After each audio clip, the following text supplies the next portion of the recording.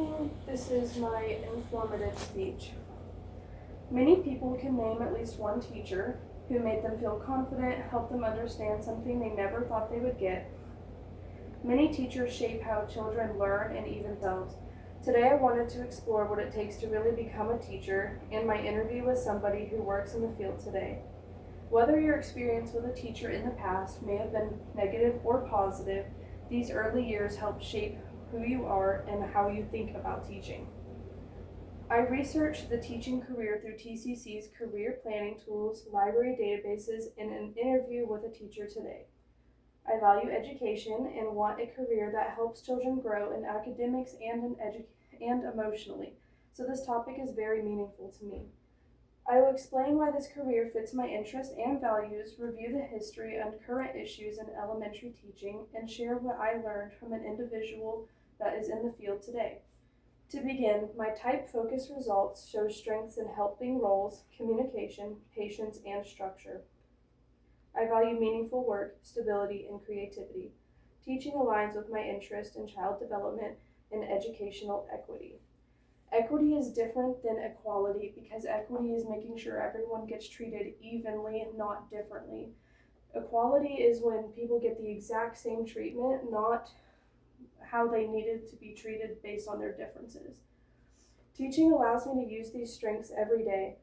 I want to make a positive impact on young learners. I believe early education builds long-term academic confidence. Becoming an elementary teacher fits my long-term goal of working in a school environment and working to support students in the important years of their development. Next, I looked at the history, issues, and future of the elementary teaching. Elementary teaching became standardized in the late 1800s. Teaching historically served as Teachers historically served as instructors and community leaders, often teaching multiple subjects and managing classrooms with very limited resources. These teachers taught with ages over between 6 to 22. Everyone in the classroom was learning the same subject, even though they were in completely different age ranges. So even though they might have had a job in the mines or they were in middle school, they were still all learning the exact same subjects. They historically were instructors and community leaders. They didn't have very many resources, and the time requirements and training increased as schools grew. Today, elementary teachers must obtain a bachelor's degree, which is a 4-year degree that is obtained after an associate's degree. They must pass certification exams and complete student teaching before ever stepping in the classroom. Student teaching is within the bachelor's degree between the associates and the bachelor's. So within those 2 years, they must take student teaching, which is when they will go to real classrooms on real school sites and learn about real students and learn about lesson planning and be with a mentor teacher. In that time, they will teach students and learn how to interact with them in person. There are also several contemporary issues in the profession, according to the U.S. Bureau of Labor Statistics. Elementary teaching continues to face nationwide shortages, especially in low-income areas. These areas are such as Title I schools, which are rural areas and that are usually country schools that don't have much money and have low-income population students. Teachers often deal with high workloads, limited planning time, and emotional demands. Many teachers spend their own money on supplies and are expected to differentiate instruction for struggling students and high achievers. Struggling students and high achievers are supposed to have different curriculum, though the curriculum that the school provides does not give them different things. So the teachers are supposed to give the struggling students something like a sentence starter when they're writing an essay so that they can get a little bit more ahead.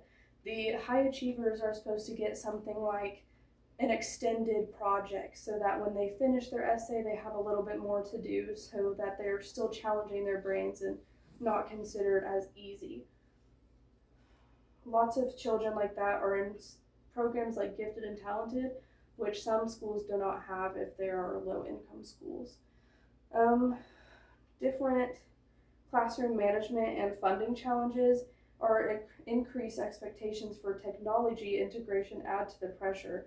Technology integration is a big issue now that a lot of teachers are expected to use Chromebooks, Chromebook carts, or even some higher income schools use tablets in their facilities. A lot of students don't have access to internet in their homes, and that is an issue if it's a low income area. So technology integration has been a pressure on a lot of recent teachers. Despite these challenges, the future outlook for elementary teachers remains strong. The BLS reports steady demand on qualified teachers, and many states predict continued growth in early education, along with expansion on integrating social emotional learning. Finally, I'd like to share what I learned from my interview with a current teacher.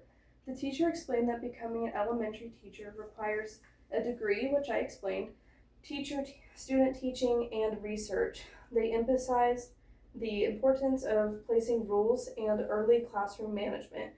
They explained that speaking to veteran teachers and interviewing them is very important, so you can learn how the school system is before ever entering it. Lesson planning is always important. That's something that some teachers struggle with because if it's a low income area, like I explained, they do not get a lesson planning hour. Sometimes they get that taken over by detention, lunch break, or lunch watch, even recess. They don't get that break that they need. Grading, communication, language differences are also an issue.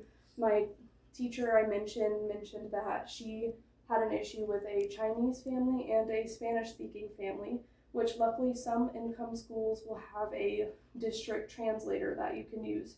They will contact them and speak to the family for you. Some lower income schools you will have to use translating websites and speak to them over an electronic interview. Behavior management, and an example she gave me with behavior management was she has a desk right next to her desk, and when she had a student that was acting out and not focusing and having a really bad day, she had them sit next to her desk and just draw color with them, had them explain what was going on, why they were having a bad day, and for the rest of the day they didn't have any complaints. No other teachers complained. That one little moment changed their whole day. And technology, like I explained, she is a 7th grade teacher, so this is kind of different for 7th grade. They use Kahoot and Blooket, which is a quiz game type of website. It is better for students to use something that is fun so that they can remember things a bit easier. Social conflicts and bullying and emotional needs were also something that she mentioned because those are very prominent in the 7th grade area. 3rd grade would be much different. Trust and enforcing rules is a lot of things that you can think about with teaching. So trust is something that was brought up in my teaching class quite a bit because your teacher is somebody you see every day, all day, almost more than your counselors, your parents sometimes, your principals, anybody, your coaches. So your teachers are somebody you look up to and you talk to every day. A lot of kids build a bond and a trust with their teachers. So it's you're somebody you want to be there for. Enforcing phone policies is something I hope I don't have to worry about because the phone ban is still active in the state that I live in currently. In the future, it might be taken down, so I plan to have a rule on keeping phones in backpacks in the future.